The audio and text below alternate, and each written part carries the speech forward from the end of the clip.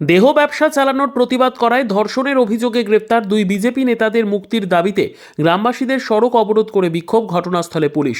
মঙ্গলবার খোয়াই ত্রিপুরা জেলা উত্তর সিঙ্গিছড়া পঞ্চায়েতের চেরমা গ্রামের এক গৃহবধূ খোয়াই মহিলা থানায় বিজেপি নেতা অজয় দাস ও সুব্রত দাসের বিরুদ্ধে ধর্ষণের মামলা রুজু করে।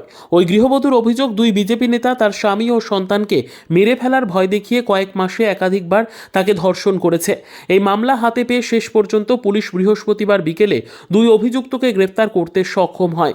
এই ঘটনার প্রতিবাদ জানিয়ে এবং দুই বিজেপি নেতাকে মুক্তির দাবিতে শুক্রবার কমলপুর খোয়াই জাতীয় সড়ক অবরোধ করে বিক্ষোভ দেখায় গ্রামবাসীরা।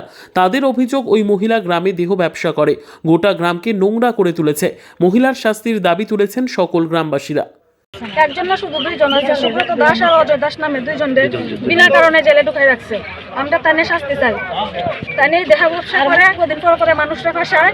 স্যার, এই কয়দিন আগে একজনই দেহ ব্যবসা নামে সুইসাইড করছে। আমার বাড়ি আমার ছোট দেওয়ার সুইসাইড করছে এই মহিলার কারণে।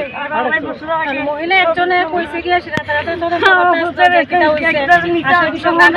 কইছে, কিন্তু গ্রামের কথা কি গ্রামের দাদার আগে গিয়েছে থানাতে তেরে আনতো দিছে না, 3 মাসের আগে থানো না ছাড়তো না যে একজন মহিলার কথা যে আপনারা এটা করছেন, এটা তো ঠিক হয়েছে না। তাই একজন সমাজসেবী বিজেপির একজন কর্মী, তারা দুজন তারা দৌড়ে নিছে। আরো লোকে আরো অনেক মানুষ আছে, তারা পিছনে তারা টাকা দিয়া ষড়যন্ত্র মহিলার স্বামীরা একখানা যে ইয়ে করছে করে শুনে তারা এই দৌড়ে নিচ্ছে। তখন আমরা একটাই দাবি যে সুব্রত দাসের মুক্তি বিচার পরে হইব।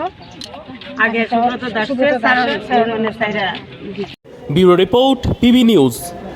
সৌন্দর্য লেডিস বিউটি পার্লার। আর দেরি না করে আজই চলে আসুন। মেয়েদের জন্য সুখবর, এখান থেকে পাচ্ছেন মেয়েদের বিশেষ সাজসজ্জার সকল সামগ্রী এবং বিভিন্ন মেশিনের সাহায্যে সাজসজ্জা করানো হয়। এছাড়া এখানে সমস্ত রকমের হাতের তৈরি হোমমেড প্রোডাক্ট পাবেন। যে কোনো অনুষ্ঠানের জন্য অভিজ্ঞ বিউটিশিয়ান দ্বারা মেয়েদের সাজানো হয়। এখানে যত্ন সহকারে হাতে ধরে পার্লারের কাজও শেখানো হয়।